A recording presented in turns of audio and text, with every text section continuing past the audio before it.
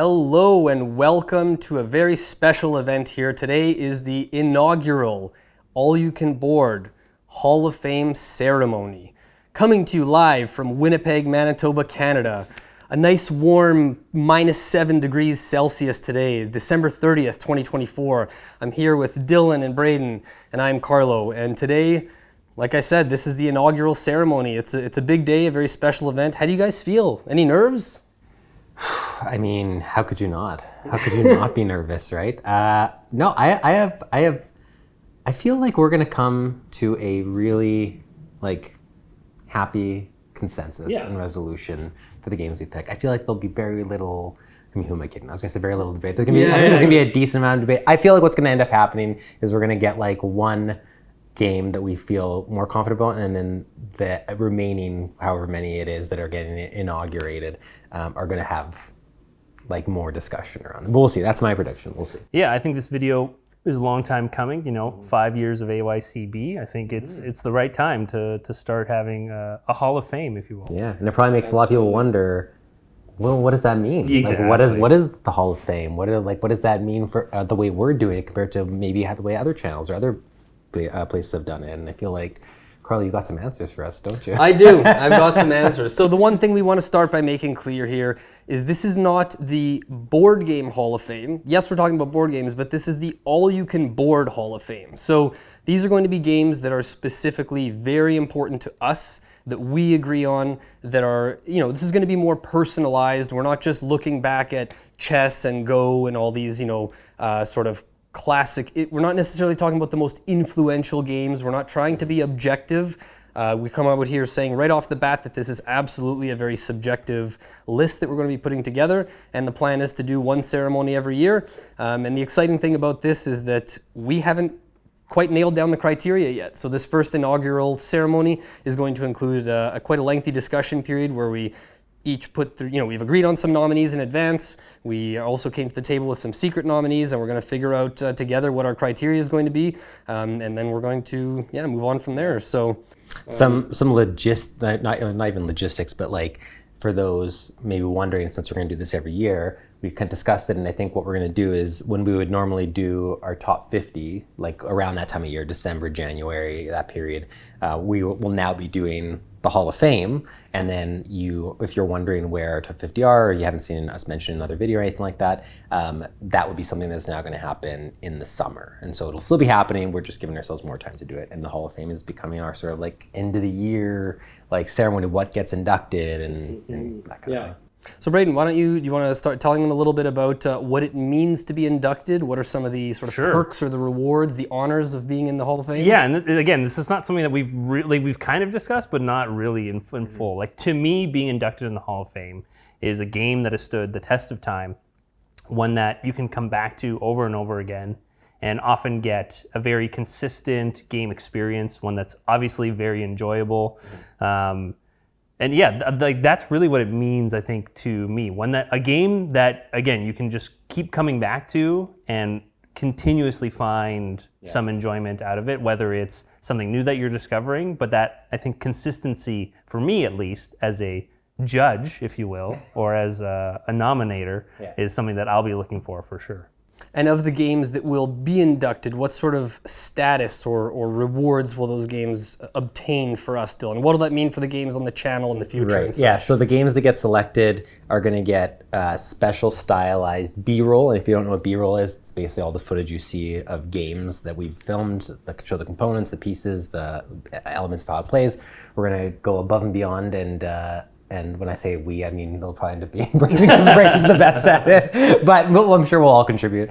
But it'll be really stylized B-roll that whenever that game appears in a video in the future, it'll have its own special B-roll. There'll be a little honors badge that you'll notice on that B-roll that will appear, and that badge might be used in different ways to kind of honor the game whenever it gets mentioned, as well as any list videos going forward that you might see us do. Say we were doing top 5 worker placement games, and one of the games that gets nominated or inducted is a worker placement game. That will not be one of the picks on our list anymore, but we'll get a mention at the start of the video that says, and of course, Agricola or whatever is, Yeah, we'll is, say is any Hall of not- Fame games are not eligible. kind Yeah, of and we'll thing. show them. We'll give them like a quick little moment or whatever. So they're sort of immortalized that way, but you're not going to necessarily see those games come up in lists. There might be certain exceptions, like our top 50, different things. Like we'll determine as we go. But in general, I would say that you won't see it come up as much, and that'll be sort of like it being immortalized. It's above the list. It's beyond the and list. part of that is because some of these games that will get inducted today are games we've already spoken about, and we, for people who've been watching our channel for a while, we don't want to be always talking about the same games in detail. Once we've kind of hammered it home that like you should be playing or owning this game kind of thing, that's kind of when it reaches that immortalized status. So we have some other things potentially planned for the future, exciting things, but maybe we'll save those for another day because we don't have them quite implemented just yet.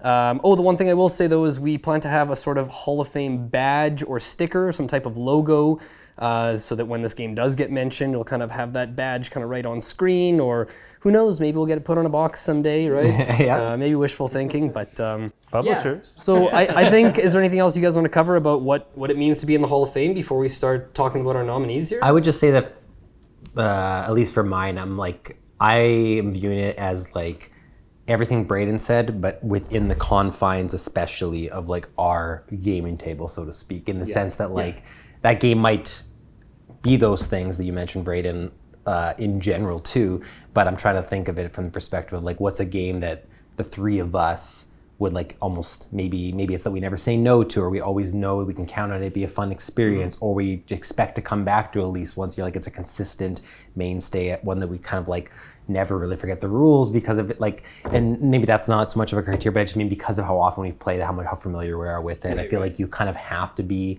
familiar with the game to a certain extent to consider it being in like the Hall of Fame, right? There's a level you have to have achieved in terms of plays, in terms of familiarity and stuff with it. So that's kind of how I'm viewing it. And then just like specific to us, like, if there's a game that especially has like strong memories at our table or in our group or whatever, then that I may weight that a little bit more or something. Yeah. Cool. Yep. All right. Well, I'll save my thoughts on that for when we get to the discussion and criteria portion, but why don't we kick it off with, so we have, for the nominees section, what we did is there were a few games that we sort of knew as a consensus were, we couldn't shy away from them. They were automatically going to be kind of part of the nominees. We're going to have 10 total nominees. You can sort of consider it 9. One is almost a double pick, but it's going to be 10 total nominees. We're going to present 4 that we've already discussed and agreed upon, and then we're each going to bring 2 that we've decided secretly without telling the others. We each have a sort of backup list as well in case there's any crossover, but the idea is that we're going to have 10 nominees that we kind of present and talk about, and then we're going to figure out through the discussion period criteria, how many we're going to induct, that kind of thing, and then we're going to take a pause, a little intermission break for you folks in attendance here, where we can kind of make our official picks, and then we'll come back to it. So why don't we kick it off with the first nominated game? Who wants to take it away? I can. Yeah. Okay. First nominated game. So again, these are 3 games, kind of 4, because 2 are together, that we decided we collectively all agreed are nominees. It doesn't mean these are like the strongest picks that might get inducted, just the ones that like we all would have sort of guaranteed put on our top of our list as ones to consider. So we just sort of unanimously agreed. The one I'll introduce is Modern Art. So Modern Art is one of our triple crossovers on our top 50s. It's also one that I think Carlo was the first one to play and tell us about, and then I think maybe I was the next one, then Braden after that, but we all sort of just like came into the love of Modern Art. It's an auction game. Who designed it? When did it come out? Who designed it? Ryder Knizia. Wow! I'm going to pretend that didn't happen. And it came out in 92. 92? Yeah. Holy shit. I don't know. I was thinking 97. I think I was getting mixed up with Lost Cities. So it came out in 92 from Knizia. It's an auction game. I think it plays up to 5, right? Yeah. And I think it goes as low as 2, but I don't think... No, 3. 3 to okay, 5. It is 3. I don't think I've ever even played it with 3, to be honest. First time I played it was a 3. We'll get back to that though, because that's going to be a bit of a talking point. And so it's an auction game, and that it really is like, that's like the biggest thing about it is an auction game. Every single round you're putting up a painting for auction from your hand, and you have a symbol that'll appear on that card that'll determine the type of auction that's going to take place. I think there's like 5 different auctions or 4 different auctions, and then that's how everyone is going to bid on this painting. Depending on which paintings are getting purchased, the value of different artists are going to go up or down, and that is going to influence what you're trying to go for, what you're trying to sell off, how much money you're getting for it. And really the goal of the game is to make the most money off of the way you sell your paintings. And artists can fall out of favor over the rounds. They can gain favor depending on how much they're coming up. And that's really the crux of it in a nutshell. And it is a ton of fun. We played it on our live stream. We played it, several other times besides that. And I've never had a bad game of it. I love it. Yeah, I think it's one of those ones that every time we either go to a cabin or we, get together with a big group somewhere, we go out to like the, Kilter brewery for a game night. It's always like one of the very top of the list, like sort of automatic picks that comes with us, right? Just because of the amount of incredible experiences we've had with it. I think another thing contributing is I was thinking about this before coming into this. I started going through my head thinking about how many different people have I played this game with, and including myself, I counted at least it was 13 or 14 different people that I've played this game with. And it has never been anything less than like an amazing experience every time. Whether we played with Corbin's friend Dan, who was the first time I met him, or we're playing with close friends who we've played tons of games with, or playing with casual gamers we might play games with once or twice a year, everyone seems to universally love this game. And it kind of brings out, I think, what we love most about games is that social aspect, a lot of eye contact, trash talking, laughter. Even if you lose by, you have half the points of the next closest person, you still have a great time no matter what. It's just rules. Yeah, simple rules. It's just always a hit. Tremendous. I can't say anything more about it. We've taken everything already. Yeah. That's okay though, because we should move on to our next nominee. We should. There's a lot of nominees to cover. That's right. So I'll introduce For Sale, which came out in 1997 and is designed by Stefan Dora. It's a two-phase game. First phase, you get a bunch of coins and you're bidding on properties going around, taking properties from valued 1 to 30, I think it is. And then the second phase, you're taking those properties and trying to sell them for various checks that come out, and you play a certain amount of rounds depending on the amount of players. It plays up to 6 and as little as 3. It's been a game that I have played multiple times and have never won, but have enjoyed, much like Modern Art, and I think it's going to be a consistent theme, obviously, with all these games going forward. Every time I've played this has been very enjoyable, just the dynamics of which cards are coming out, how much you're bidding, how much you're getting back, and then who you're playing with, trash talk included as well. For Sale has been an absolute smash hit for me as well.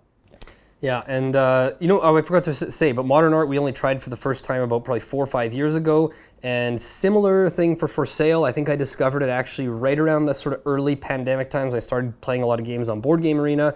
I learned this game just playing with sort of random strangers online, and probably logged about 60 plays digitally just with people I had never met, or it was maybe with you guys online before actually playing it in person.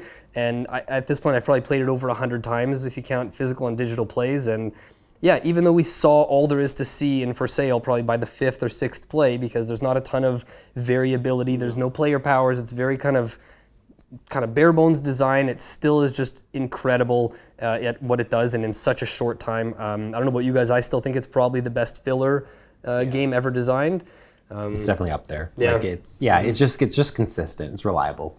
Like that's like it's actually rarer in board games for me anyways than I would have expected if you asked me that like 2 or 3 years ago, like how like I would have looked at the other games and been like, oh yeah, I'll be playing that for a long time or whatever. But For Sale is one that like definitely stood the test of time and continues to, and I've never really not had a good time with it, even if I've had a personally bad game with it. It's still tons of fun because of all the interactions, and it's one of those games where like watching how other people, even if you pass and you're out, or you've taken one of the low cards, whatever, it's kind of still entertaining and fun to watch everyone else engage, and it still matters. So yeah, there's never really a dull moment.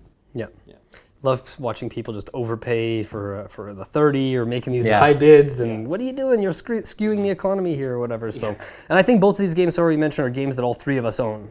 Yeah. Right? That's I do own For Sale. Yeah, I own Autorama, but I'm not nominating that one. Right, yeah, the original. Just the base game. But yeah, it just shows you, like, we can play these games anytime, and yet we all needed to own our own copy because they're that good.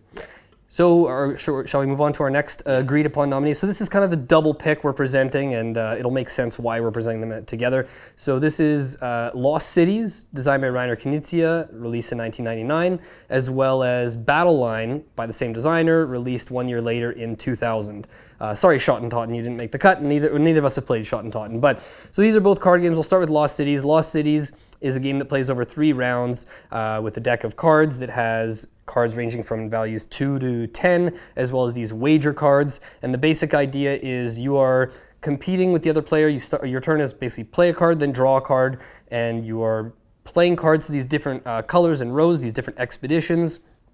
And I won't get into how the points work, but the basic idea is that the more you think you're going to kind of invest in a category, the second you play a card, you go down to -20 for that color, and then you're trying to work your way back up and get into the positive with as many cards as you can play in ascending order. And if you get wager cards out in advance, they multiply your scoring in that department. Even if you end up in negative, then they can multiply and be negative points. So you tally up your scores at the end of a round, and then you shuffle up, and you basically play 3 rounds, and the final amalgamated score at the end wins. And Battle Line is it's a sort of a similar thing, lane battling. It's a bit different. You're fighting over 9, you're basically playing 9 simultaneous poker hands or poker battles with a max of 3 cards played to each side. So you're trying to get, 3 of a kind or a flush or a straight, that kind of thing. And you are basically just similar flow of you play a card, then draw a card. You can play with the optional tactics cards, which I personally recommend. I think they make the game better, but there's some debate about that online. And Battle Line only plays there's only the 1 round. However, it's whoever wins either any 3 consecutive flags next to each other or any 5 flags anywhere on the board wins the game. So that's basic overview of either one. If you guys want to start talking about Lost Cities, tell me your thoughts. I mean, maybe the formerly number 2 ranked Board Game Arena player here can tell us. I didn't end up getting number 2 because I pushed for number 1 at the end, so I dropped to like. But you were formerly ranked. I was ranked too. You don't have to. He's always trying to discredit himself. Lost Cities is the game that I've played the most of any board game. So that alone, just like. It seems like more for me like an obvious pick because it's one that like if I've played it like 200 to 300 times, which I'm sure I have, even on Board Game Arena alone, if I can still sit down and play that game and enjoy the session, it's a testament to the game. And I feel like that's like really all I have to say about it is like, yeah, there's more I can go into, but really for now anyways, it's just that like for a game to hold up after that many plays, like it has to be special in my eyes. And so for me, even if it does move down like my top 50 over time and there's other games that even overtake it, I feel like that is always going to be like, a really strong memory for me that resonates. So, right. Yeah. Yeah, I mean, Lost Cities was one of the first board games, I think, or / card games that I purchased. Mm-hmm. And it was one that was recommended to me at our local game cafe too. Yeah. And it just stuck right away with me. And I think that holds a special place. And now just playing it over and over again, again, talking about that consistency throughout is, it's really good. It's really good. Yeah, solid. I'm just going to maybe sort of devil's advocate here a little bit and just ask, do you guys think that its potential eligibility for this list is hurt at all by the fact that it might be better on Board Game Arena as a digital game because of the way it does all the scoring for you and the shuffling between rounds? And it's debatable whether it's better. I don't remember the last time I played the physical version of it. I feel like I default to playing it digitally. I would say like I've definitely played the digital more and I haven't played the physical in a while, but nothing about that one doesn't bother me for like the shuffling or score counting. Actually, to be honest, I think the score counting being like done in the physical version at the end that way is more exciting than it is on BGA. I 100% agree with that. So and the shuffling doesn't bother me as much. Like I feel like those cards like. It's funny, the cards aren't the best quality, but it almost like helps with the shuffling. I find the shuffling so easy with the Lost Cities cards for whatever reason, so it doesn't really bother me. I think me not playing the physical version is just because of the access to Board Game. Right, so you get your fix kind of playing it. Yeah. But you know what? I want to step back and to what I said is like one of my favorite plays ever of Lost Cities when we played it on the live stream. Yeah. Not because of the end result, we don't need to talk about that, but because of how quick it was. Like, play a card, draw a card, play a card. We were just going back, and it was like a lightning quick. We probably crushed that game in 15 to 20 minutes because we've played it so many times. And so yeah, with two familiar players, the scoring and that kind of thing shouldn't really be a barrier, so I don't want to harp on it too much. Yeah. How should we talk about Battle Line? You should. Okay, I won't make this very long. Battle Line, I think, is exceptional for a lot of reasons. The fact that the cards, there's just so much flexibility with when you are sort of playing a card to reveal your intentions. You might not want to play a set, if I play a purple 4, I might not want to play another card there to let my opponent know my intentions, because once I play a second 4, they think, okay, he's going for the 3 of a kind. Or I play a purple 5 now, okay, he's going for the straight flush. So you're sort of trying to spread out and hold off as long as you can without revealing too many of your intentions.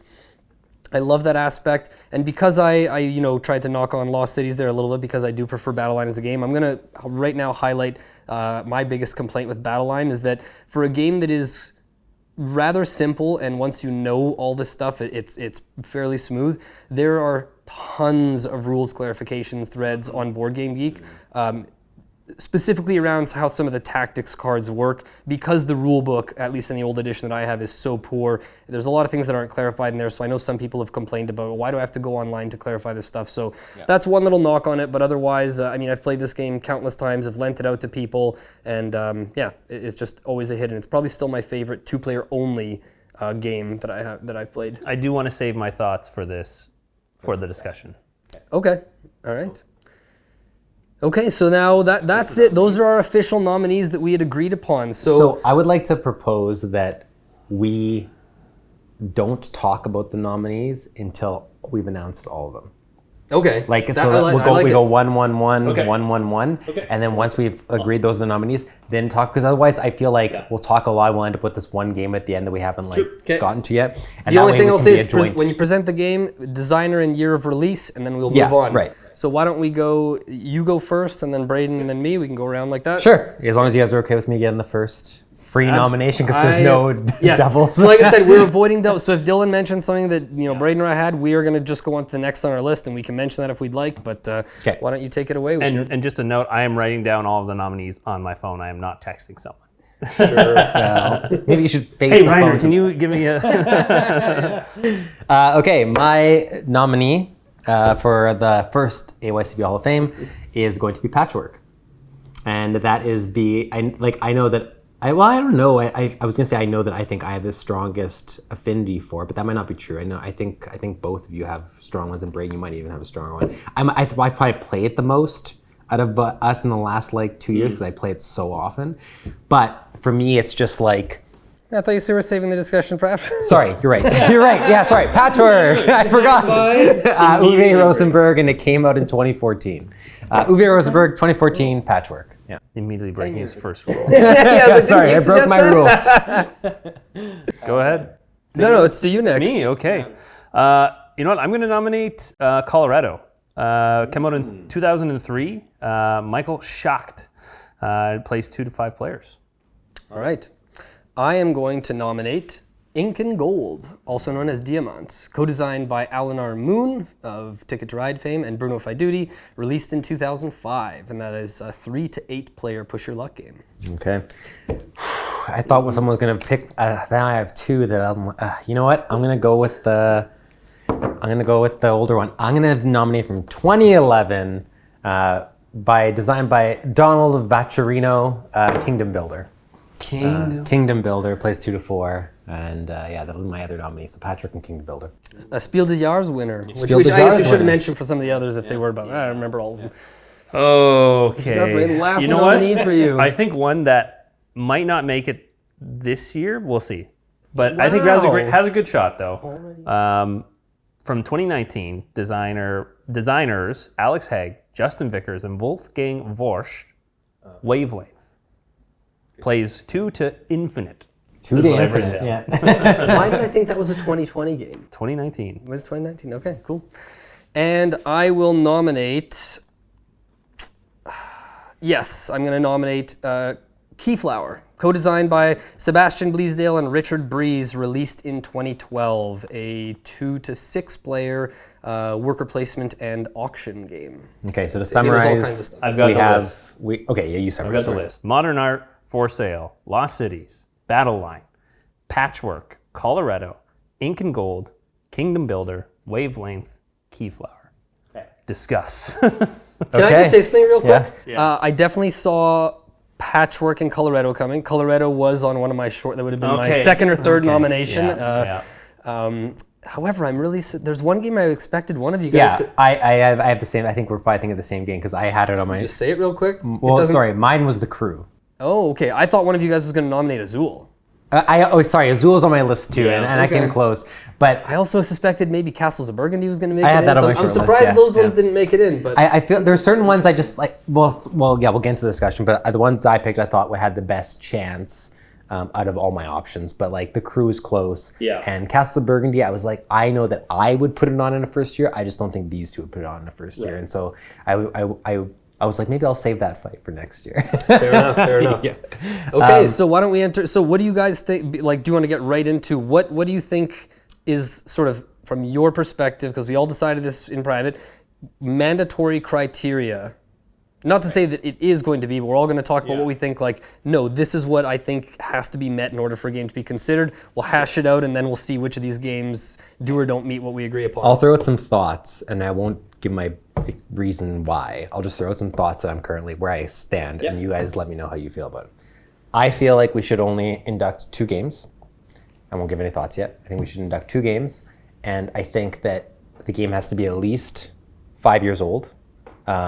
And I think, actually, I'll leave it at those two. Those are the 2 things I feel the strongest about, and are most interested in to hear like other opinions. Is that it should be 2 nominees this year. Not saying it has to be 2 every year, but for the first year that it's 2 nominees and 5-year minimum. And I won't give my reasons why. I'll just throw that to you guys for now. I like the 5-year minimum, giving it a little bit of time to set in. Yeah. There was another game that I was thinking of that wouldn't have made that 5-year minimum, but I think can definitely come in future years, and that we'll be talking about that probably later. Yeah. I think that time period is probably important because I think we need to give time for us to play it and for the game to kind of, let's just say, settle, right? Yes, to settle in. exactly. I think there has to be some amount of years or time to so that we don't just like, even if we like a game comes out in 2025 and we all love it, I think just to throw it into the Hall of Fame, even if we were right, even if like 5 years later we're like, man, that was such a great call, I think it does diminish some of the prestige a little bit to be able to know that like a game that comes out within the last 6 months, you can just kind of make it into the Hall of Fame. I feel like you need to build up to it, even if you're an amazing game. So that's kind of where I came with that thing. And 5 years just felt like a good number when I started to think that's 2019, and when I started to think like if The Crew is going to be considered, would I be okay with that? Because that came in 2019. I was like, I think I am. It feels like it's a long enough time, but Yeah. I think, I actually had the same thing down about the 5-year rule. I think the 5-year rule is great. And I think, and honestly, I thought that The Crew and Wavelength, I both had picked at 20. Maybe I was thinking about North America release date or something, so I didn't even consider them for my own nominees because I didn't think they were within the 5 years. But I think that's on the cusp. I think that's totally acceptable. And I think it's good because there's a couple games that came to mind that came out in 2019 that I think, whether it's collectively or individually, some of us have cooled on, and I'm going to bring to attention real quick. Res Arcana and like Marvel Champions, and even something like Cascadia, which came out in 2021, are games that I think we've all maybe cooled on even just slightly, and it just shows that you got to sort of account for a certain amount of time, and also how long ago have we played. So the other thing I thought was we have to have, our first play of these games has to be at least a year or 2 ago. So if it doesn't matter if the game was released 20 years ago, if we only played it 6 months ago for the first time, I don't think it makes sense for it to be eligible, because I think there has to be almost a waiting period, like a time away from the game. You don't play it for a while and then you come back to it after playing maybe other similar games and with like a new fresh set of eyes. It's like when you write something and you go back, or you read a book and you come back to it later and it just feels different because you've had that time away. So I think that's important. We should go back real quick to the number of games being inducted, because that I don't agree with that it should automatically be 2. The reason is that I think we might limit ourselves. Like, the Hall of Fame has a certain level of prestige and a certain bar that has to be met. And if, let's say, there are 3 games that we feel really passionate about, to say, well, we can't nominate or we can't induct a third just because, to me, doesn't feel right. I like the idea. What I would propose, what I had in mind was, and we can change this in future years, but my thought was minimum 1, because why are we holding a ceremony if nothing's being inducted, right? So at least 1, with a max of maybe 4 or 5. And I'm not expecting 4 or 5 this year, but I just think to lock it in as it has to be 2, we might be limiting ourselves and thinking about future years. So it's like from 3 years from now we'll have 6, and 4 years from now we'll have 8. I don't know.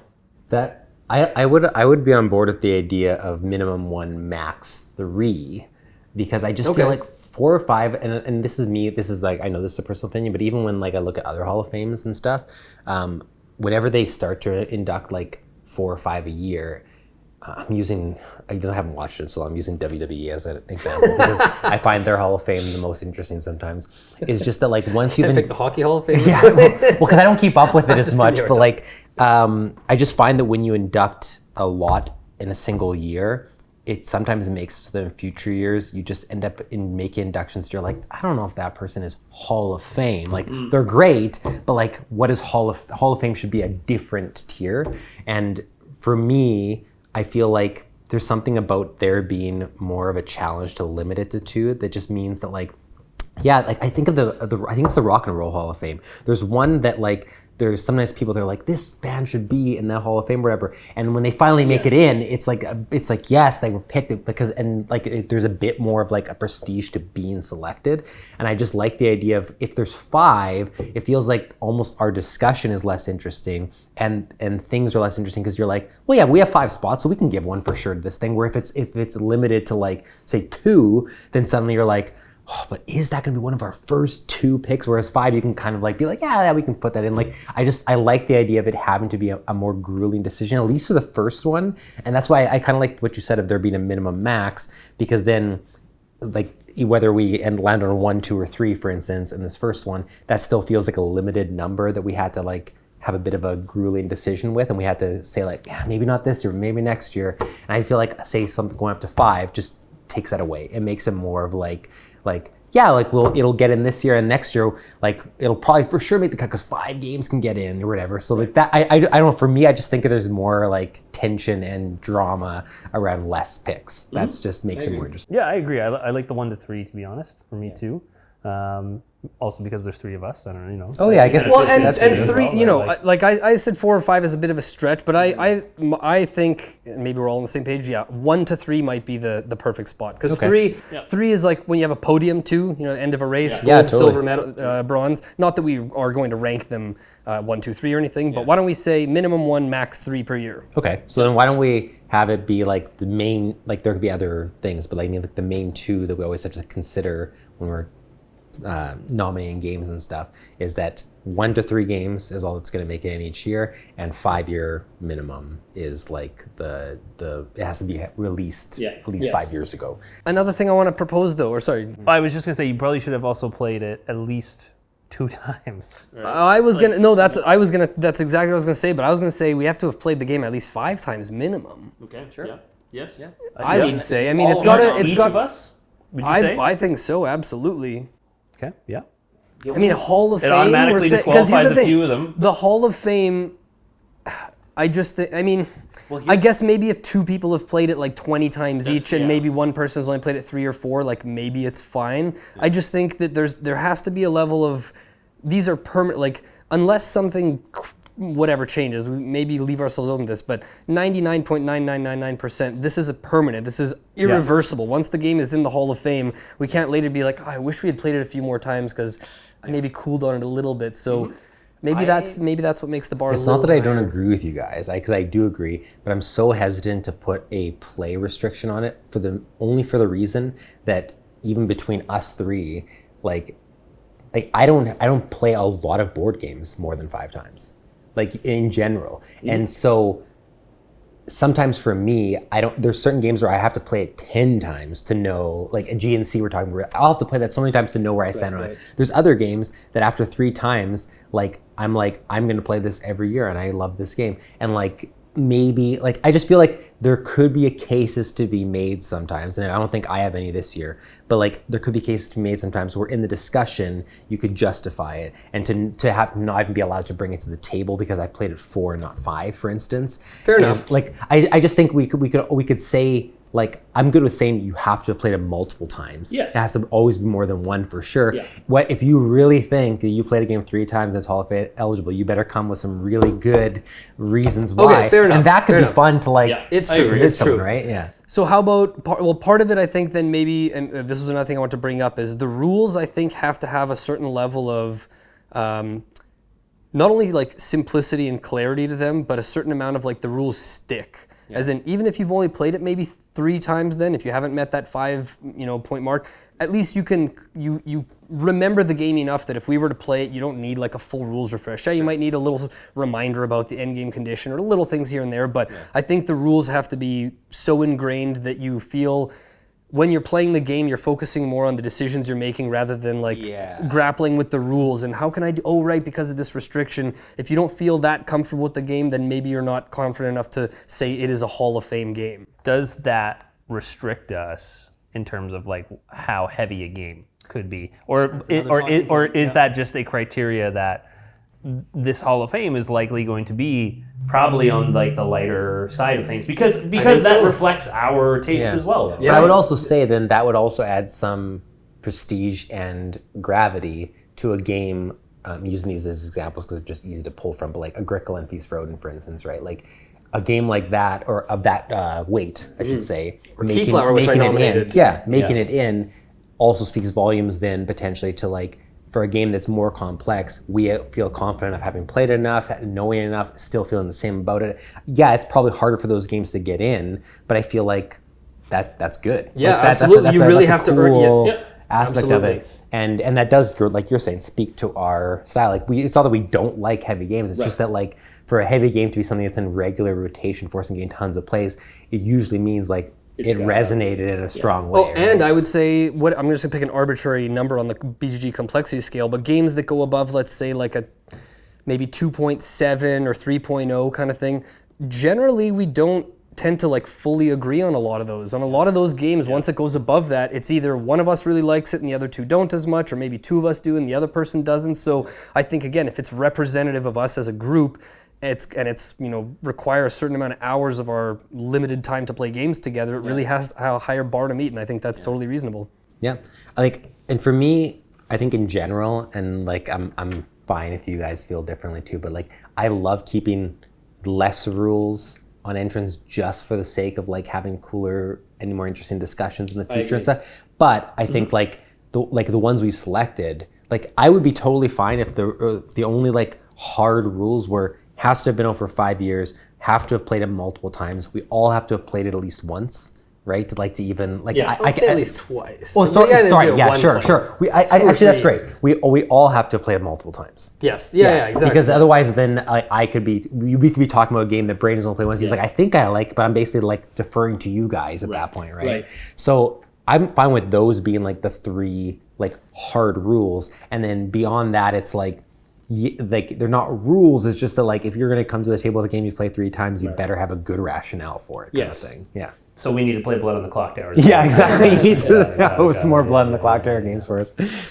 Can I make a couple more pitches? And these don't have to be official criteria, but I got to know what you guys think about these. So one is, how do you feel about the fact that it has to be a game that we have not just played just together with the 3 of us? There has to be at least, we have to have, I don't know if it applies to all of us, and this doesn't have to be a hard rule, but something like we talked about before, Modern Art. I know some people, like that's not a game I would bring to play with 3 or 4 random strangers I had never met before. It's like I just go to some random convention. I'm not going to say, hey, I'm signing up to teach Modern Art and play with people I've never met before, because that type of social game isn't maybe going to hit in the same way. And sometimes you play a game with a different group and it's like, oh, maybe that's one I would only play. I don't know. I also don't want to limit things too much, but how do you feel about kind of like, the fact that we have to have played it outside of the AYCB group at least partially? I don't feel strong about that personally, because I think AYCB at its core is us, and I think that there will be some games that we've only played us, and like that would be like no different than anybody saying this game resonated with our gaming group. With like this is our personal like Hall of Famer because it's the one that we always play with our gaming group. I think it's totally fine with if it's a game they'll say we've only played, but with no one else, but we love it amongst us so much because that means that it's a game that us, whenever we get together, it's something that's always going to be in contention, always going to be something we're like at least considering. To me, that means a lot in and of itself. That like maybe in our discussions for sure, if you're weighting something and being like, yeah, but think about how many people we've introduced that's a great thing to bring up. But no, I wouldn't say it's a hard and fast like. You can't bring it forward if not. Yeah, that's exactly what I was going to say too. I don't think it should necessarily be like a hard and fast rule, but it'll help its cause. Exactly. Yeah, it transcends. Yes, cool. And it might be used as a counterpoint from someone being like, yeah, but remember when we played it with so and so and they didn't really like it, or the whole we didn't enjoy it as much kind of thing. Okay. So it doesn't have to be an automatic rule. I think it's something that we have to actively want to continue playing together in person, not just digitally. Even if it might be like smoother or more convenient digitally, I think the fact that we obviously prefer playing games in person together, so it has to be, again, this isn't a hard rule, but just something to keep in mind. Should be a consideration. In consideration. Yep. And something that I think we have to ensure isn't something that we are actively cooling on. Like let's say it's a game that 3 years in a row it's continued dropping on all of our top 50s, then we got to be careful because if it's trending down, it's hard to say, well, but based on our memories, it's there. Like it has to kind of be solidified in there, similar to some of the games you've spoken about that we know have gone through the stress test. You'd have to have like I'll use this as an example because I briefly considered nominating it, is like, say like a game like Gloomhaven, right? Gloomhaven will always, in my opinion, are games like that, legacy games that will always trend down because you probably stop playing them. And so like, but for something like that, like for our group specifically, if we have 2 years of memories of like getting together and playing it and it's sort of in the past at that point, yes, it's trending down. Yes, it probably will eventually be off everyone's list in different ways, but is the memories and the strength of what it was when it existed strong enough to keep it? Like that would be a discussion point, but I feel like that could be something that like certain games can transcend that sticking point. Right. But it really will depend on the game, and it's very like I would say like the legacy genre is one, like even like a game like My City, right? Like it will always trend down, but it might be one that you always look back on just based on the fact that like your memories with Sarah, our memories with like there'll be. But that one at least has an eternal mode. Something like, for example, Pandemic Legacy, which I haven't played, but I think like once you play it, you actually cannot play it anymore, right? That's an interesting like. Maybe not to get too into this now, but like legacy and campaign games are probably going to have a higher bar to meet, but maybe we have to approach those a little bit differently. And those will be interesting ones if they do get nominated. I think they're going to be very carefully considered games if we do nominate. I think it's about the experience more for those. It's like how strong was the experience of when they were a part of our lives, less than they are like how much. Because to be honest, with legacy games, even My Say whatever, even though they have that mode that you can keep playing, I don't know that that's ever going to be like the thing that puts like a legacy game being like in the Hall of Fame or not the Hall of Fame for me. It's going to be about the experience I had that I knew going in was going to be limited, but how good was that limited experience? Am I thinking about it right? But cool. Yeah. Okay. Let me see. I think that was it for those sort of main criteria, but I think there's a couple extra talking points I want to put to you guys because I think these will be something to chew on for next time. So I want to present to you something that I have coined as the Uwe Rosenberg conundrum. Okay. The Uwe Rosenberg conundrum is the fact that the three of us each have a favorite Uwe Rosenberg game. A Feast for Odin, Agricola, and Patchwork. And, you know, some of us have, I think we've all played Patchwork the most, like collectively, we've played Patchwork the most. We've each probably logged 15 to 20 plays minimum each for that one. Yep. Whereas A Feast for Odin and Agricola is a lot more rare amongst the three of us kind of thing. So I wonder if there's always going to, like, how is an Uwe Rosenberg game going to make it into the Hall of Fame if someone is potentially, it might be me, if that's someone, is potentially stubbornly too reluctant to say, like, how can we nominate or induct this game when this game is out there? Like, because, is that going to be a problem? I guess I don't view it as one because I'm not viewing the Hall of Fame as something where, like, it says this is as an example. And this is great because Patrick's something I nominated. Yes.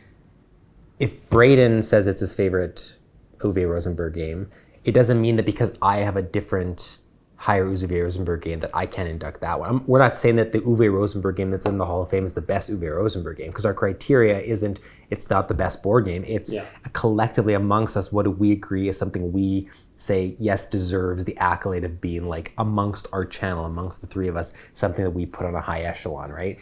Like I would never, in the way that I'm viewing it, say like, I can't put, say Stefan Feld released an amazing game next year, and 4 years from now we all want to nominate. I'm not going to be like, well, but I like Castle of Burgundy better, so that has to go in before I would nominate this one. That's not how I'm viewing it. So for me, like I like Feast for Odin better than Patchwork, but I don't, to be honest, I don't think Feast for Odin would ever be in the Hall of Fame, and I don't think Agricola would ever be in the Hall of Fame.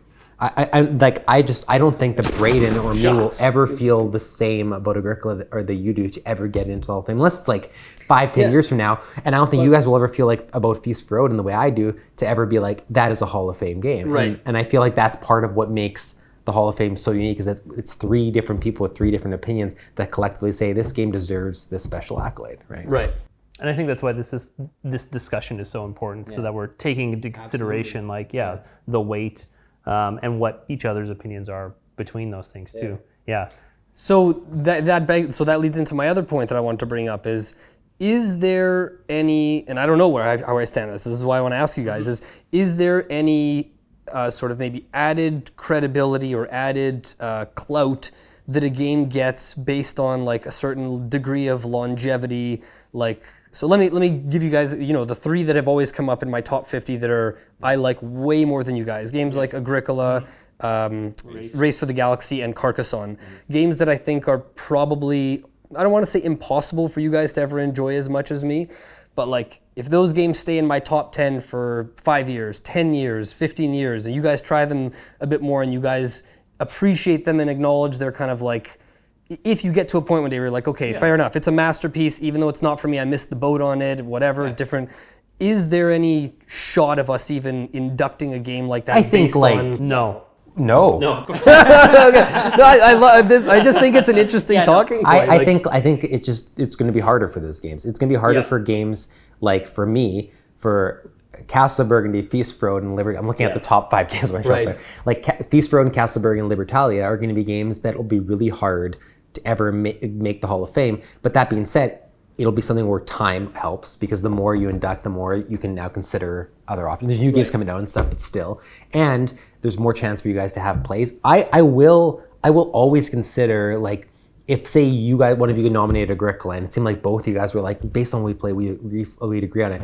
Like, I don't think I would ever be the person that's saying like, no, it doesn't like deserve, I'm going to veto it, I'm not going to vote for it to be in, unless I really didn't like a game like Tigris and Euphrates. I think it has a shot right in here. You guys will have a hard time getting that one in, because I don't really like that game. But I only played it twice. I don't dislike, and that's the thing, is I could change, right? And it'll mean something if it does change and makes it in, and it'll get more prestige. A game like Agricola, I don't dislike Agricola. I just recognize that I would have to sit down and play Agricola like 10 to 15 times and really get into it, and I'd have to play with not Carlo for a lot of those games to like get my skill to a point where I could feel like I'm enjoying the place with Carlo. What if I watched you play and coached you through a board game or in a game? No, I'm just kidding. Yeah, but like, you know what I mean? Like, I feel like each of us will have our own things we're willing to concede onto and say, you know what?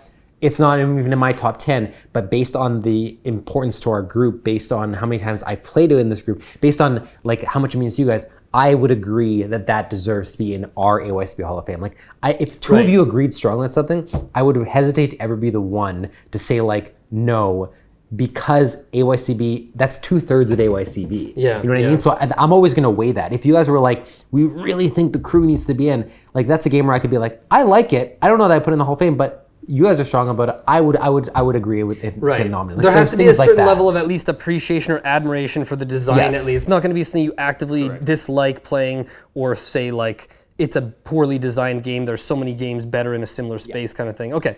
And what I wanted to say too is, like, to add to this as well, is if you've had them on your top 50 or whatever, or they've been in your top 10 for so long, that's what those videos are for too, right? Sure. They are, right? It almost gives a more unique That's your distinction. Like this is personalized- it seems super important to, Yes, Cool. exactly. I asked this because I put Castles of Burgundy on my backup list if all the other nominees had been taken, even though I know you guys both have it ranked much more highly than me. And it's one that I had to think genuinely about, like, would this be something that I would be comfortable with maybe? And I'm absolutely open-minded. It's never been in my top 50. I don't think it ever will.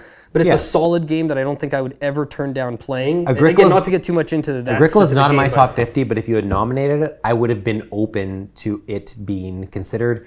I just think that's an example of one that I would need to play it a few more times before I feel really good about making a vote. And maybe those picks where we're not as confident about the group are games that only, like, maybe that's year 3, year 4, year 5 of the Hall of Fame is when those finally get to the table, when there's fewer obvious picks out there, right? Exactly. Cool. Why don't we actually like talk about some of the specific nominees now? Yes, that was the last talking point I had anyway. So I am too. Okay, so I would love to jump in first and Go right ahead. because I think the most interesting one of the ones I nominated in my mind is going to be, well, actually I'm really interested to hear both of your thoughts on them. But like I'll start with Patchwork. So for me, Patchwork is my most played physical game. Okay, so it's the one that hits the table the most often. It's the one that taking us out of it for a second, it's the one that the people I play with have seemingly have the strongest response to, in the sense that like they often want to play it again, either right there when we play it the first time, or at a future time when I get together, then they're like, want to play Patchwork. They know the rules, they get it. It feels like Tetris to them in different ways.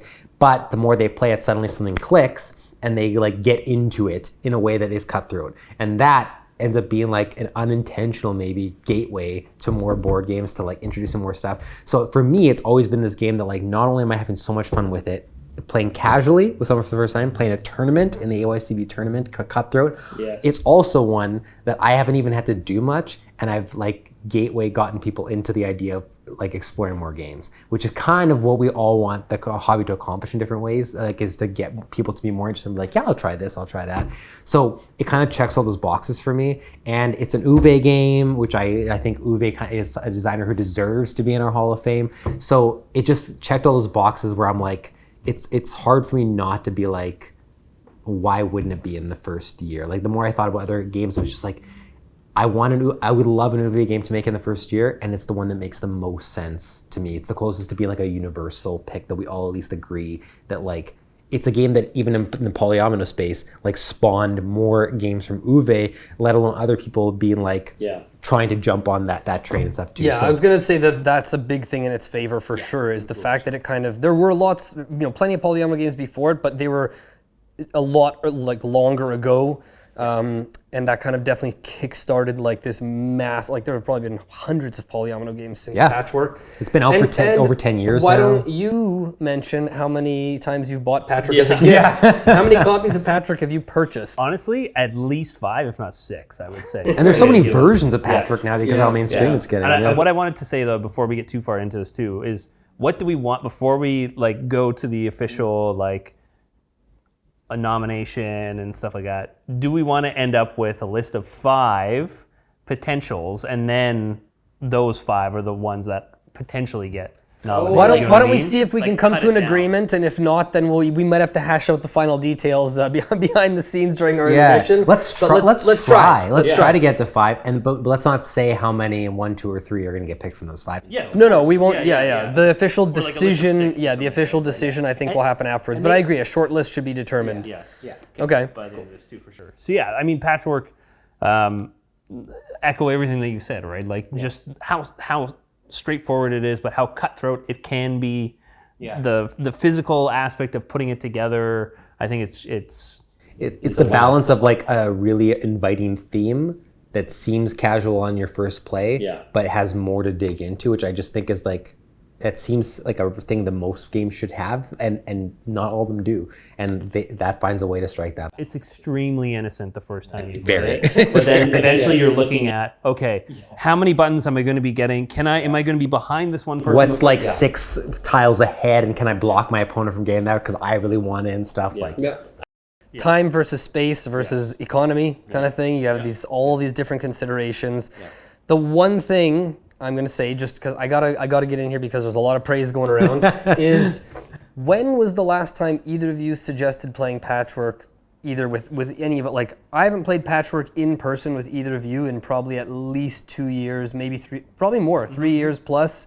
And that's, I think, the hardest thing for me to get over right now is we've played a lot of 2-player only games together. And I know having a YouTube channel and trying new games and all that like factors into this. And I have 2 kids and stuff, so we have not as much time as we'd like. Yeah. But even on Board Game Arena as well, I just feel like even when we've gotten together for 2-player game sessions, like it never really seems to hit the table with us. And that's where I kind of struggle with it a bit. So I would say for me, 2 things are at play there. One, because it's a 2-player only game, I just like when we can only suggest it if 2 of us are together. Right.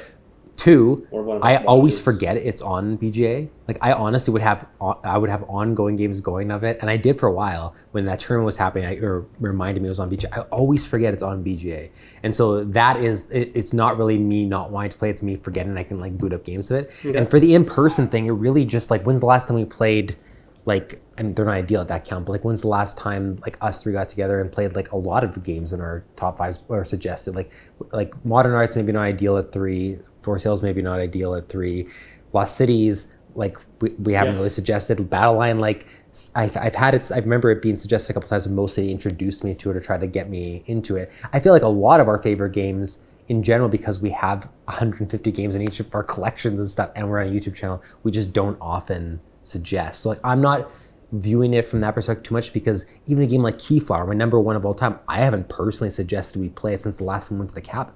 Right, like that's just me like being bad. I haven't suggested playing games like Keyflower has a high barrier. What I'm saying is Patchwork, we would never need to refresh the rules. Takes about half an hour. It just feels like we haven't had half an hour to play Patchwork in the past 3 years. But there's other 2-player games that we haven't played that are in our collections that I wanted to play because they're new and they're exciting. Like that's but like, none that you would put above Patchwork as a nominee right now, right? Well, I'm sorry, I'm talking about games we haven't played. Oh, like, I'm talking like when we got together and we played games last. I know we would have had fun if we played Patrick, but I wanted to play Lord of the Rings Duel because I'm like right. For me, and we played Maragunta and we played Winter Court and previously it was Great Plains and Caesar. It's never been a case of me being like I'm not going to have enough fun by suggesting Patrick. It's always just that like because we have limited time, because there's a lot of games, I'm just always kind of I'm like, yeah, I can go to the for sure thing, but I'm as a human being, I'm also someone who's like I'll do the change, I'll do the new thing, and I'll discover some new things or whatever. So that's where I'm coming from with it. Yeah. Shall we move on to another game? Yeah. And maybe we go through we go through them all and do a little discussion, and then here's the thing. I'm going to put out a game that I think can get cut from the list. Already. Oh, okay. Yeah, because I think we're getting absolutely not. It's one of yours. And yeah, it is. And I think it's got to be Keyflower. Can't make it for this year. One, I mean, for me, I've only played it once. Yeah. Right, with you guys too. Right. And for me, it wasn't like I could see the potential there. Yeah. But I got lost a little bit with some of the rules. I didn't know, and that's always going to be what happens for you. And to be fair, my first time playing Keyflower, that was basically my response with it too. Like I didn't. Any of what I love for Keyflower didn't come from the first play. It came from 2 onwards. Yes, yes. Right, But when I think, and I knew this was going to be a tough one to even make a case for because of your not only limited play, but how it was about a year ago that you played it for the first time. My reason for nominating it was that it's been in mine and Dylan's top 10, probably both top 5s every year. We've done our top 50. And now it's my one. Yeah. Is your one, like I think the lowest it's dropped for me was maybe 5 or 6 last year or something like that. Yeah. And it's a game that I had hoped that the more you would play it because of the kind of auction involvement as well. Yeah. And the kind of the trash talking that comes from it, I thought it might have a good chance, and I was gonna. It partly factored into that talking point I brought up about a game that if 1 or 2 of us feel strongly about and 1 or 2 of us don't, how do we account for that? So maybe this is one that gets left off and is up for consideration in the future, and maybe this is my call to say, Braden, let's play some more Keyflower in the future. Totally, and I think it again, I see the potential there, but just looking at the rest of the list of the games here, I just can't see it being inducted. I totally agree with you, but I also I'm really glad it got nominated because I think that it makes sense. Even if it doesn't make it in for 5 years, it almost makes sense to be. I'm not saying it has to be in contention every year, but I just mean I feel like it needs to be a nominee because you're right. It's been on our top 5s, our top 10s for so long. It's my number 1 now, and it's a game that there's a strong affinity for, even from a couple of us. And Braden, I don't know if you'll ever like it as much as Carlo and I do, but I'm convinced that you'll like it more than you do now. Yeah, is, I guess, even playing the BGA implementation, which is not very good, with people from our Discord, a lot of people have kind of been like, this game is awesome, and proposing rematches. And the last thing I'll say about it is, the first time you and I played it together was probably 8 years ago now, maybe even 9 years ago. It was a long time ago, and it really hasn't dropped in my estimate. Like maybe again a couple spots in my top 50, but it has the lasting power for both of us. So I urge you to join the world of Keyflower. We'll keep bringing it to the cabin. Yeah, and everything. I've taken it off the list. But fair enough, take it. All right, it doesn't make the short list. What else can I'm we also cut? gonna crush my dreams. Because I think going at like which ones we could potentially remove and discuss. Okay, I'm gonna go right now. Yeah. Well, I'm gonna make the case that Kingdom Builder does not belong. Wow. Oh. And you guys know why. You guys Yeah. You know what? You keep talking. I'm just gonna get some wine for this. Oh, okay, a little top up. Okay, I know why for you. If you want to please make I'll your make case. my Yeah. The case is that I feel strongly that Winter Kingdom is a better and improved version of the game, and I don't feel you guys have given it its fair shot yet, because it's one of those. Obviously, first off, the rulebook is atrocious, but it gives you a lot more room for flexibility. It addresses a lot of the complaints that we've kind of all agreed upon. I've mentioned before that my biggest issue with Kingdom Builder, and the reason why I can't get behind putting it in the Hall of Fame, is that if I were to play Kingdom Builder, every 10 games or 12 games or so, there's 1 or 2 games of it where it's kind of unsatisfying, and I feel like it's kind of like a 6 out of 10 experience, where there's certain layouts sometimes where there's based on the scoring conditions, based on the map, and if, let's say, you really need that like island ability, or one of those ones that there's only one spot on the board, and the other players each get it and block you out before you even get to take your first turn, sometimes you feel like there is no chance to win from the start. You can feel like you're out of it 20-30% of the game into the game, knowing there's no way I'm going to get to those other 2 quadrants. Farmers are such a big scoring condition. I also think the Lord's scoring card, there's a lot of just sitting there mathing things out. Listen, this is a game I've played probably 70 or 80 times between physical and digital, but I think you've played Winter Kingdom, I want to say twice? 3 times. 3 times, and you've played it once or twice? Yeah. And even the times that you've come back to it has been like, I've also been refreshing on the rules, but I've played it a couple additional times with Kevin, and to me, I feel confident enough that I like Winter Kingdom more. So it's not that I'm saying it's ineligible forever, but I don't feel right in letting it be inducted until you guys have given Winter Kingdom a bit more of a shot. Again, to get it over the point where we're not refreshing on the rules. What does this card ability do? What does this do? I think if you guys want to play Winter Kingdom a few more times over the next year or 2, I'm open-minded to Kingdom Builder making it in the future, but I think right now it's a really tough sell. Yeah, I'm okay with it not making it the first year. Like it's not like it's not like a top 10 game for me that I'm like really pushing for. But I think that they're, like what you said specifically about, every 10 times you play it, there's one play that's like a 6 out of 10 or whatever. Yeah, I don't think that, like, personally, I don't think a criteria to make it into the Hall of Fame is that that would like make it like, well, but like every so often I have a 6 out of 10, because I know I've had I would say most of the games that I play, I will have not bad, but like a 6 out of 10 or a 7 out of 10 play out versus like the average, which is like an 8 or 9 or something like that, or 10. And I'm okay with that. It would be worse. I would feel differently if it was like I was having like a 4 out of 10 play or a 3 out of 10 play. Like if I was having what I would say is a bad play of it every so often, then to me it's like there's something fundamentally off with the game that sometimes you just have a bad play. But I don't think I've ever had a bad play of Kingdom Builder. It's mostly just, one, I get bad luck with the cards that come up, and I'm just like, this was just like, I almost couldn't have done any better because I kept getting forced or something like that. Right. Or the combination of like what we're scoring for is just not fun. And I feel like when we could also just like house rule that too, which yes, like then you limit the variability too, yes, by saying like, we're not going to play with these scoring cards, or we want to make sure that we don't just have the things that allow you to build additional one, like the paddock where you get to jump further away is one of the really interesting ones that kind of opens the decision. Like, I would say that Kingdom Builder or Winter Kingdom doesn't exist unless Kingdom Builder does. Oh, of course, absolutely. And I know that that's the case for some things, but I would say that like when so much of the the other example I used, like because I used it before, it's like, let's say I loved Castle of Tuscany more than Burgundy. Say I was like way better. There's enough DNA that comes forward in Kingdom Builder to Winter Kingdom that even though it improves on it in your mind in certain ways, I feel like the foundation of it is so much rooted in Kingdom Builder that like you're almost still complementing Kingdom Builder in certain ways. In the same way that like I wouldn't personally, this is me, I wouldn't personally induct Mission Deep Sea. I would induct the crew because even though Mission Deep Sea is my preferred version, it really is only preferred because it took everything that was good about the original and said, now let's just add to it. And so and it doesn't always, that's not saying that's the case in every game, but like those are two examples that for me, if I was going to ever induct either Kingdom Builder, Winter Kingdom with the crew Mission Deep Sea, my choices would be the crew and Kingdom Builder over Mission Deep Sea and Winter Kingdom. But that being said, I am okay with it not being. Let me say this: in this year's. Both the crew games are like I would say those are 90 to 95% similar, whereas Kingdom Builder and Winter Kingdom are probably like 60 to 70% similar. Yeah, I'd agree because with that. you have your own action cards that give you abilities that no one else is going to have. You have the tunnels. You have even the map that is not 4 quad. It's like a giant hex with like 7. Sure. You know, It's definitely there's more a different lot of than- the abilities are just sort of game breaking. So I feel like there's a bit more of a difference there. And to me, it's the fact that I feel like it improves so significantly on it.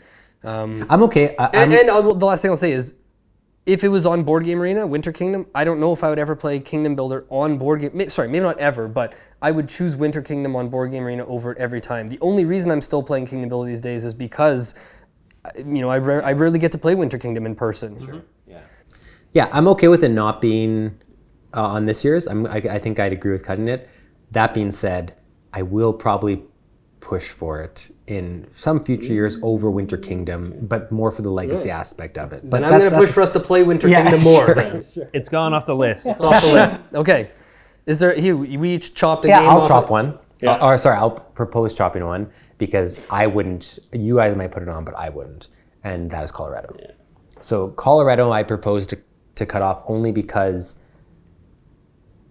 I don't think that we have to have a rule around there being like, well, we can't put 2 worker placements on this year because then like I don't think that we have to have restrictions like that. But I would say that I like the idea of there being variability, and if we're going to induct like a filler-esque game, I just like in every way prefer for sale. And so, and then when I also start to think of the other games, I just like Colorado would not.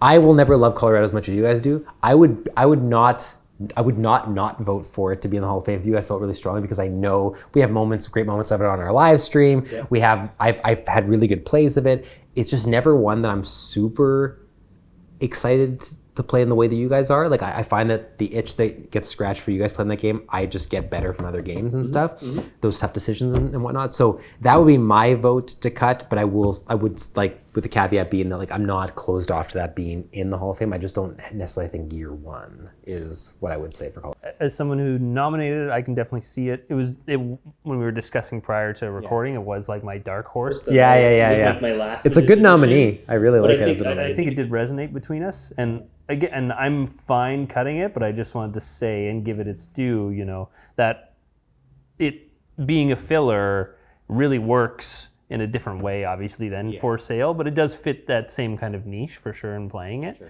But the variability, the choosing which cards go into which hops, or like, and then which cards come out that you're drawing can really make a difference. Are you drawing a card and placing it, or are you picking up from there, right? Like those decisions, I think really, and they're simple decisions, but they go fairly deep-ish, I would say, right? Like I've never had a bad game of it. I just wouldn't say I've ever had a game that I would say I've never had anything lower than a 6 out of 10, but I've never had anything higher than an 8 for me. Okay. Like that, then that's where like my trepidation comes from. Is Fair more, enough. Yeah, and I'm fine with it being cut as well. I think it's one that I would say cooled on just slightly. Maybe cooled on is even the wrong word, but is it trending down? Well, I just think if you look back, even when we did our top 50 ranks, it's probably dropped like a few spots each year. Yeah. And I've played it quite a bit, but yeah, it maybe doesn't get into the rotation quite as much lately. And I think partly because I think it's best with probably 3 or 4 players. Yeah. And so a lot of the time we have that count, we're usually looking to play something maybe a little more substantial, less filler-y. So I'm okay with it being cut, but this is not the last time you'll hear it being nominated, that's for sure. So wait, what's left? Let's go over what's left. What have we cut? We cut 4, didn't we? I deleted them. We cut Kingdom Builder, Yeah. Keyflower, and Colorado. That's it. Those three. Okay. Those three. So we'd have either one or two more to cut. Okay. Here's what I'm gonna say. I'm gonna propose that we cut the crew, even as someone That was who not is. on the list. Oh, it wasn't. Sorry. Never so mind. the- All so- those nominated. So the list: Modern Art, For Sale, Lost Cities, Battle Line, Patchwork, Ink and Gold, Wavelength. Right. I'm gonna suggest that we cut Lost Cities for the reason that it has dropped in all of our. It continues to drop for all of us. I think maybe I can't speak for you, but I believe you mentioned even when we did our last top 50 that like this is the highest it's ever gonna get kind of thing on my top 50. Sure. I know it's dropping for me. It's even less than Patchwork as like when was the last time we played Lost Cities together? But I would say that there's a difference for me between it dropping on my list and me cooling on it. True. Yeah, I would agree with So that. it's not. But it's have not, you lost the desire to play? Have you No, because like last month or whenever it was, no, it wasn't last month, but whenever it was recently, I had a fit of doing a whole bunch of games on the arena again. So like, every so often, I almost view Lost Cities as like the same way I view Hearthstone for me, where like every so often I just kind of like have like a month or a few weeks or whatever where I'm like kind of back into it and I scratches that itch and then it's gone, and I always enjoy that time that it's with me, and then I don't play it for a while. Okay. Like, so it's not cooling for me. I would just say it's just naturally dropped by being there for as long as it has. And that's how also do a difference in, I know that there's also a difference in how we do our list that way, because like for instance, like Feast Roden dropping off my number one or whatever, that wasn't as like tough a decision for me. It just felt natural progression for me. Whereas like, so if I was in your shoes, for instance, like I would have already dropped Agricola. I'm not saying this is right. I'm just saying like I would have dropped Agricola from number one just based on like me playing it less and how I value nostalgia and new games. Right. I know we view that those differently a little bit. So yeah, it's not cooling for me. And I would just say if we're going to eliminate one, I feel like I would eliminate Battle Line. Okay, before well, Lost Well, Cities. but how do you feel about the fact that he designed Battle Line 1 year later? You know what I mean? Like he's again, like, I oh, just- maybe how could I make a better two-player version of Lost Cities? And I he guess I made just a don't better feel like game. Battle Line is that much better than Lost Cities. Even if I agree, even if I played it a bunch, I'm like, yes, like ultimately I like it better. I don't think it's so much better that it makes Lost Cities irrelevant. Yes, I agree. No, I agree. I don't think one would. I don't think one making it into the Hall of Fame would say this is never eligible again. Yeah. They're very different still in how they feel, how they play, the structure of the game, all that kind of stuff. But I feel like the Battle Line reluctance from him comes from the artwork and the theme a little bit. Maybe we need to get that medieval version in before you make an official decision. It for sure does it. I wish I knew exactly what it.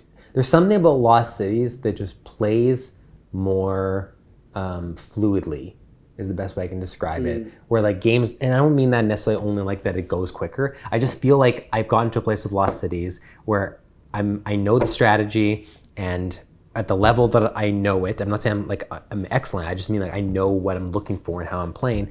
It just flows in a way that feels like a comfort game in a way. Like it's just like I love this flow. I know that how this is gonna go. These dumb decisions, like I don't know what I'm gonna discard, like things like that. But I love those feelings, and it would take me a while to feel the Battle Line. And so far, the games I played at Battle Line, like the amount, I think I played Battle Line 3 times, 4 times, or something like that. When I played Lost Cities 3 or 4 times, I feel much stronger about Lost Cities than I did Battle Line. Okay, so it doesn't sound like we will probably cut either of them right now, at least. Yeah. Okay.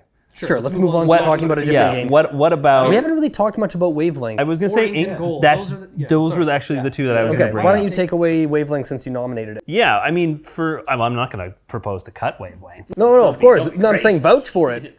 I mean, for me, the biggest thing with Wavelength is just the approachability that you can play it with almost any number of people, and it's extremely easy to grasp right away. Yeah.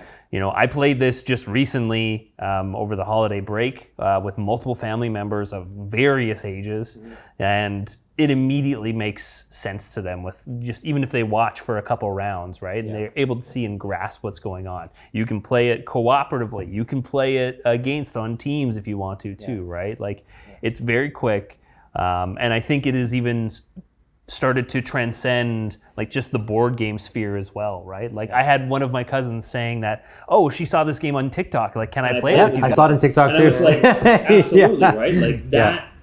In and of itself speaks, I think, volumes about how this game has moved just beyond like even where we are. I know it's our list too, but I think that definitely plays a factor. It does, and I would say, having said that too, I don't think I've ever had a disappointing play of it. It's very group dependent in the sense that like what I would say is I'm never disappointed in the game's role in the session. It's more just like maybe it wasn't the right game to play with that group of people or whatever. And that speaks less to the game than it does just like knowing when to suggest a certain game or when to play a certain game with people, I would say. Right. I would say that like when it's the right group of people or people that are like best suited for that type of party game, I've never had a bad game of it. And even though I would say often it feels more like an activity than a game, I don't think that's a bad thing, and I wouldn't disqualify it because I feel like that's like getting into a nuance about like, well, but is that more of an activity? It's like, well, a lot of games can kind of be activities, and like every game kind of is an activity, right? Yeah.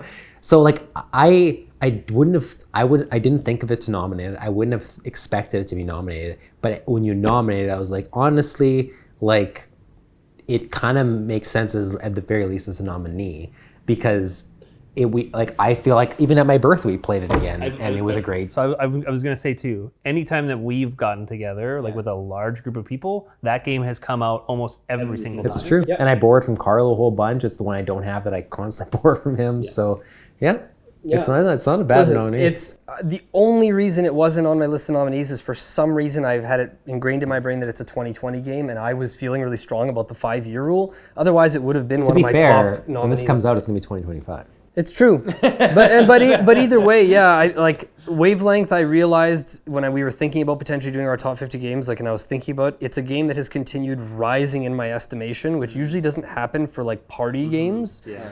And I feel like I resisted for a while because of kind of what you mentioned about the sort of like I hate going into the kind of like is it an activity or game because I think it is for sure a game. Yeah.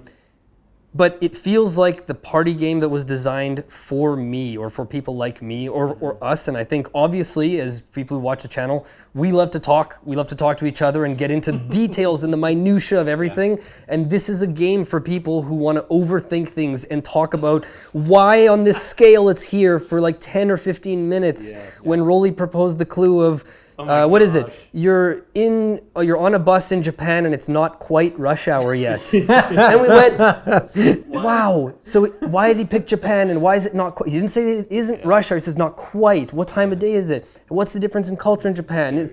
We talked about that one prompt for like 15 minutes, and it just feels like the perfect game for us. That I think it's a shoe-in for I think it's for a the great short nomination. list. I think that stays. Yeah. It feels like the most AYCB party game. So does Ink and Gold get cut then? I don't think so. I feel strongly about nominating that one. But I want to hear what you guys say about it. I would say I would like that to stay as a nominee. I would say that I'm not saying it won't get selected. I'm saying that there would be some work to be done for it to be a first-year inductee over some of the other games. But I do think that because I feel like what's going to happen is even if we cut it down to like let's say 6, right? There's going to be a couple, like 1 or 2 of those games that are probably feel like more of the dark horse of those 6, and I think that's okay. I think it's not, and I feel like Ink and Gold might be one of those. But I will say that like that is another game in the essence of Wavelength where if I'm going to like a group of people and I want more of like a game that not that I'm looking for an activity game, but I'm looking for a game that is more like you can talk while you're doing it. It's kind of like easy going, but it can be cutthroat if you get into it. Like that's one that the push your luck element of it resonates with everyone introduced to it. Always cause laughs around the table, and it's very simple rules. It's very easy to get into. I've brought that out a lot. It's one of the ones that I'm really glad I own, and I don't have to always borrow from Carlo and stuff. So does Ink and Gold go above though Modern Art, For Sale, Lost Cities, Battle Line, Patchwork, Wavelength? It goes above Battle Line for me. I put it above both. Even though I like Battle Line more as a game, I put just in terms of what the Hall of Fame represents. Mm-hmm. I put Ink and Gold above both Battle Line and Battle Line and Lost Cities as a collective. Yeah. For a couple of reasons. One, the player count being 3 to 8 players. I've played this with 3 or 4 and you would think maybe it's not as good. It's still great. Yeah. It's obviously better with more players. Yeah. I brought a bag of games for a Christmas gathering recently with family ranging from ages, I mean, it was babies and stuff present as well, but in terms of people who could play the games, age 10 to, whatever. And we played a 6-player game. Half the people had never played before. My 10-year-old nephew was totally invested. I explained the rules in about a minute and a half. Everyone got the game right away, and it feels like one that is never a miss. And the fact that it's got that such simple design, but those decisions where, and you can make comebacks at the end. You can have 1 round out of 5 where you get 50 points and win. I don't know, or when I've ended that game with 0 points many times, and I love it. I'm never disappointed ending with 0. It's just hilarious. Classic Carlo. Yeah. So, do we end up cutting? I love Battle Line. I will say that. Okay. So I've only played listen, it twice. I'll say right now, I accept that there's no way it's going to get inducted based on, I feel like Dylan's reluctance to Battle Line is equivalent to yours to Keyflower currently, or mine to Kingdom Builder. So even as someone who's had Battle Line in their top 10 for years, and maybe it was just outside last time, I'm okay with it not making the short list for this year.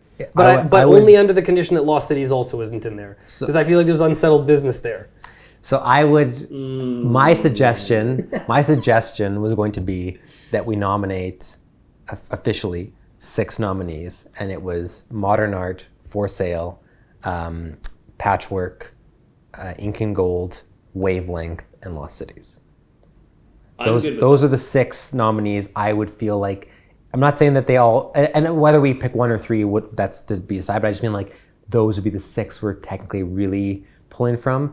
And Lost Cities, I'm putting it in over Battle Line, 1 based on it being the collective aspect, but 2, it also just like the last game that was played on our live stream, the amount of times we played it together, the amount I've played it, like I feel like there is enough history and gravity there that I feel like kind of deserves it. And even if Battle Line ultimately were to get inducted before Lost Cities somehow, I almost feel like Lost Cities deserves to be a nominee first, if that makes sense, based on like our history with it too. Yeah, I like Battle Line a lot for the couple times that I've played it.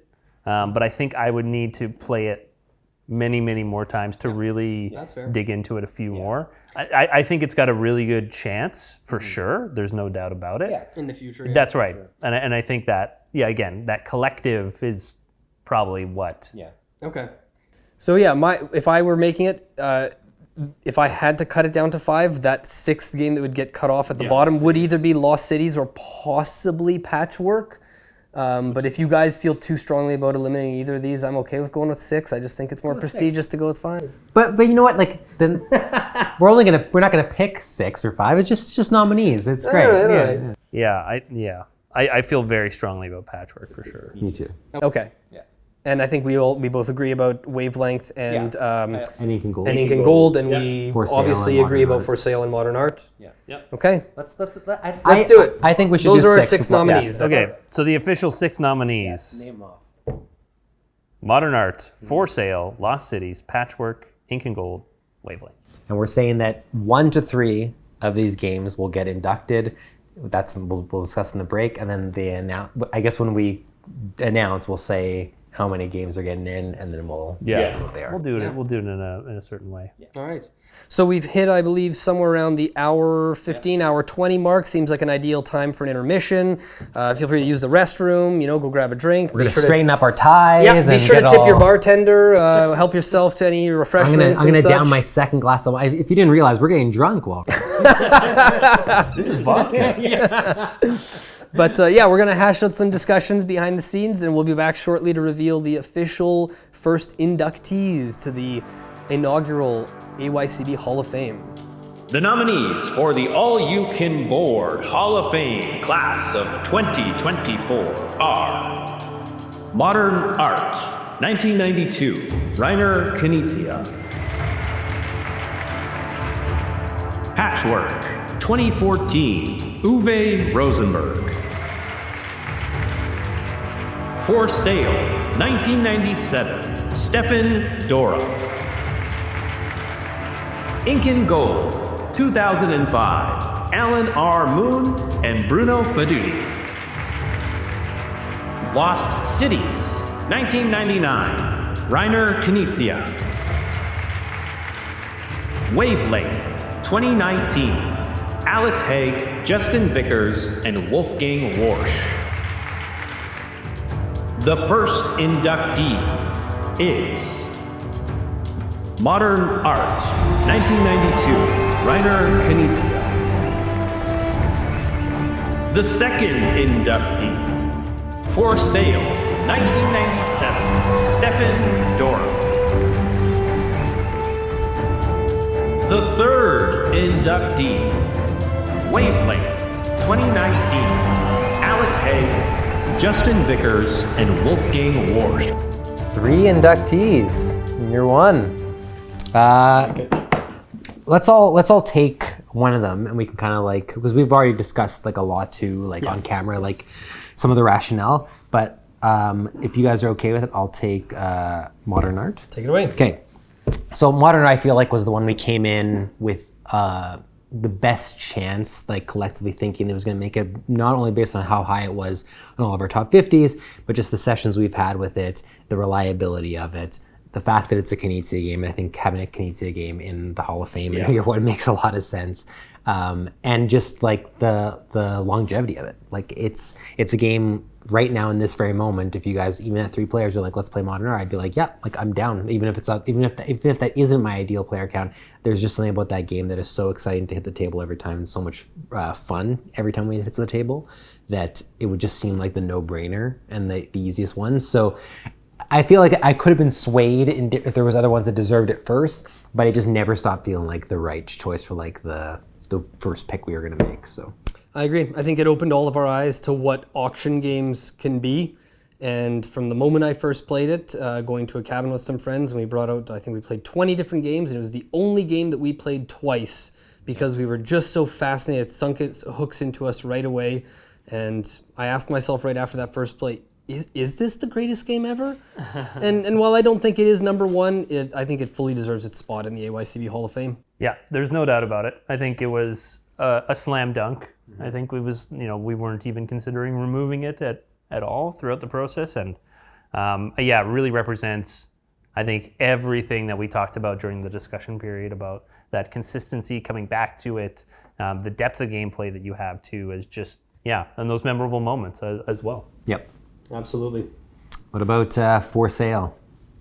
You want to talk about that? Sure, I'll take it away. For Sale. So, a game that, again, after maybe 100 plus plays, has continued to. One of the things we talked about off camera was how people's personalities and play styles come through in the game. There's people who are more likely to overbid for things and always end up broke, or other people who play things cautious. And you have those moments where you play that high property value and you get nothing out of it, or you play the low card and you get something high. The highs and lows and what it does in that amount of playtime for a little filler game, and the flexibility of player count is almost unmatched.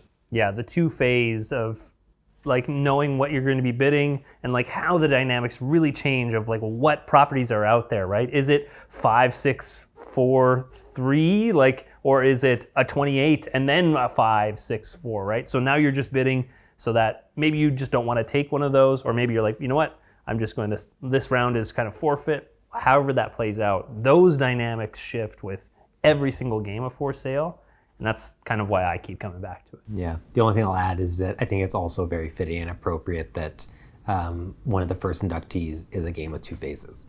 Yes. Because we can name probably like at least 5 games we love that have 2 phases, right? And whether they're in the top 50 or not, we just like love the aspect of the 2-phase system, and it kind of feeling like you're playing 2 games within the same game with modified rules in a way. I really enjoy that, and where one phase really strongly influences the other phase and stuff. So I just think it's really fitting that we have that.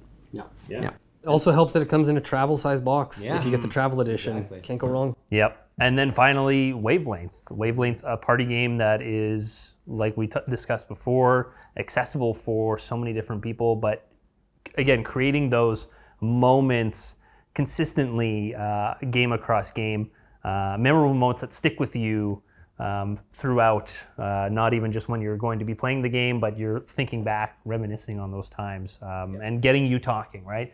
Applicable for so many groups, and again, has really kind of moved on just from like the board game sphere on its own too. Yeah, the memories it has forged amongst our group, people I've met for the first time playing a game of Wavelength, or close friends playing with it. It's just been incredible, the level of depth and nuance that comes from the discussions, and something we agreed on was there's no game that gets us talking more than Wavelength. So for that reason, it just had to be in here. Yeah, I feel like out of all 3 games that we selected, Wavelength brings people together the best, the most. Yeah, and I feel like what else is there in terms of highest accolades than to say that what a board game does is bring people together, right? Like that's the whole point. We choose to play board games at a table or around a couch or around a gazebo or whatever. In a hot tub. In a hot tub versus like, choosing to play video games or like stuff on your phone or whatever. And I feel like that is bringing people together in the sense of community and the laughter and the debate and everything. And I think that out of the three options, Wavelength does that the most because it's the most accessible to the most people. And so you can have like 16 people at a party and you split it into 2 teams of 8 and some of them haven't played Wavelength, some of them haven't played board games before, and it's really easy because all you're asking to do is just debate, discuss, and there's a game in there. And yeah, I think it's just a great pick.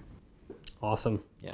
Well, those are our 3 official inductees for this year. It's exciting stuff. This is obviously a monumental video and ceremony for our channel.